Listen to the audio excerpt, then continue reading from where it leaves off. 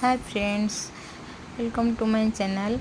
आज संडे थी कंकड़ा तरकारी खायापी बहुत इच्छा है। देखो मु कंकड़ा तरकारी केमती बनाऊँगी। आपण मानकर कंकड़ा तरकारी कहार पसंद मत कमेंट निश्चय जानवे।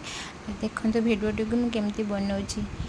कंकड़ा तरकारी कंकड़ाटी को संतुली ने प्रथमे तापर तेल देकी अदा रसुण पेस्ट देकी लंका गुंड जीरा गुंड हल्दी गुंड आउ चिकेन मसला पकई कषे ने टमाटो देकी तापर टिके स्वाद पर चीनी देबे।